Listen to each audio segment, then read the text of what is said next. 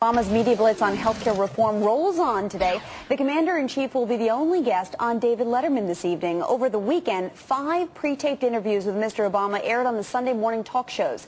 He did not sit down with our own Chris Wallace of Fox News Sunday. Meanwhile, Fox Business' senior Washington correspondent Peter Barnes reporting this morning the public option is still being considered and that major changes are being made to Senator Max Baucus's bill. Mr. Obama telling Univision that, quote, "I absolutely do not believe that it's dead." Appearing on NBC's Meet the Press, the president said insurance reform is a crucial component for health care reform.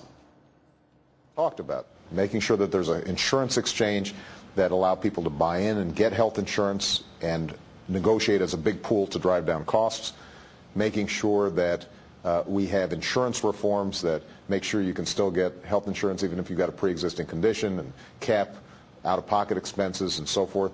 Those core things that make insurance a better deal for American consumers.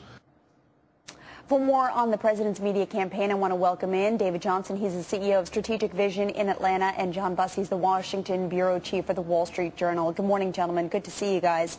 John, why this push? Why now? What does he get out of this? Traction. He wants to get this thing back on track, create some excitement around health care, get people thinking about it as a possible win, something that the Democrats can actually get through.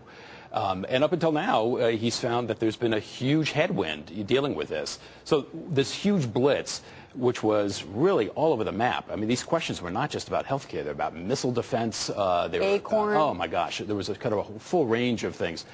The question is whether or not he was able to connect with people after they've heard so much about this, and they probably made up their mind. But what about fatigue? I mean, at some point, if you're out there doing speech after speech, interview after interview, doesn't the message get watered down? Well, they would say no. The White House would say, look, we have our best pitch man, an incredibly articulate president who can put this in words that kind of transcend the town hall, all of the shouting at the town halls. And so we're going to put our best salesman out there. And so that's what this was about. I think at a certain point, though, it's probably diminishing returns. David, what's the strategy, and is the strategy working that he, as John suggests, is the best pitch man for the administration? Well, that is their strategy. They believe that he's the great communicator, that if he goes on speaking, the American people are going to respond.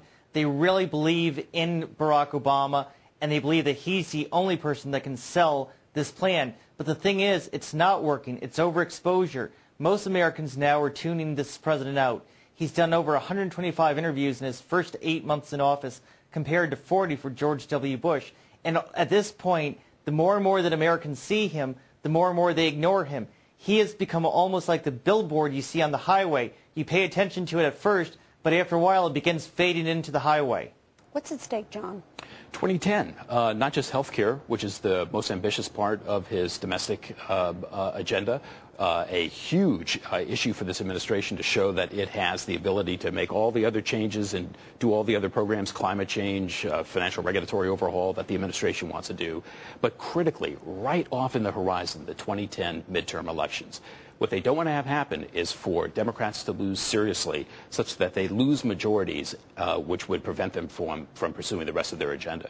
What did you make about the intervention this weekend and about the White House perhaps intervening in the New York governor race and suggesting to David Paterson that he step away? I thought that was really surprising. Well, the White House has kind of backed off of that and said, you know, we didn't do that. But one doesn't know what's going on behind the scenes. But this is all, once again, about positioning. If it were to have happened, it's all about positioning for the upcoming midterm elections. The concern being that a tremendous advantage that the Democrats have now to pass bills in the House and the Senate gets diminished seriously, just as it did in 1994. David, is he moving the needle on health care? Because ultimately that's what he's hoping to do. But are the polls showing the results of this media blitz? Because it didn't just start this weekend. This media blitz has been going on for several weeks now. No, he's not moving the needle, and that's what's so interesting. Since his speech to Congress, what we've seen is the polls have gone right back to where they were prior to when he spoke before Congress. The American people have really already formed their opinion on this plan, and they're rejecting it. And what's more important is, too, we're seeing the polls are beginning to firm up as well as who do you want in control of Congress. and they're beginning to go toward the Republicans and not the Democrats. This is why, too, to coalesce around 2010, we're seeing this media blitz in some way to try to turn these poll numbers around, but nothing that the president or anyone else seems to be doing seems to be working at this point. John, a big topic of conversation, obviously going to the UN General Assembly, is relations between the U.S. and Chinese, particularly on the tariffs regarding tires. Also, missile defense, a removal out of Poland and the Czech Republic in hopes that the Russians will step in.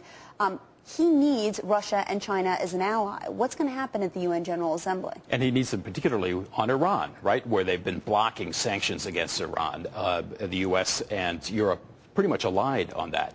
The tires fracas with China was pretty minimal. It's a very small market. It's a small amount of trade between the U.S. and China. The concern for China is that it cascades into other zones of possible tariffs, what they would call protectionism. I think at this point that issue has kind of defused. The Chinese have sort of backed away from the tit for tat that they were threatening.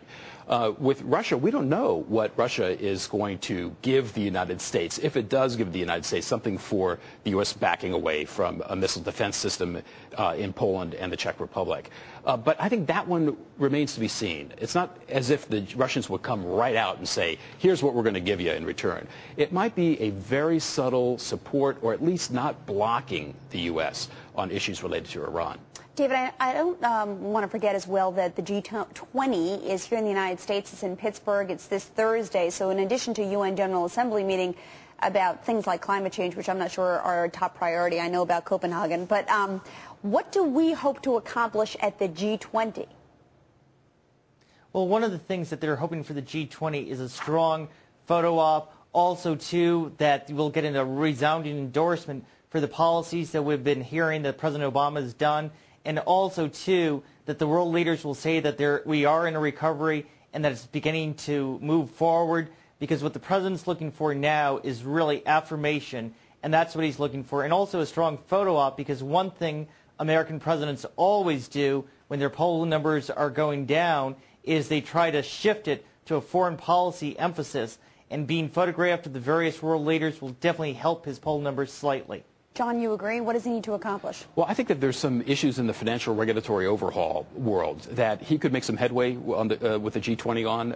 I don't think it's a surprise or just a coincidence that they let be known this whole executive pay restrictions, the curbs on executive pay that the administration, the Fed, wants to apply to the banking world. And that's something that resonates with the Europeans, and so you might see some essentially lining up on that. That would be a major plus for the financial regulatory overhaul that this administration wants to enact. All right, John and David, gentlemen, thank you very much.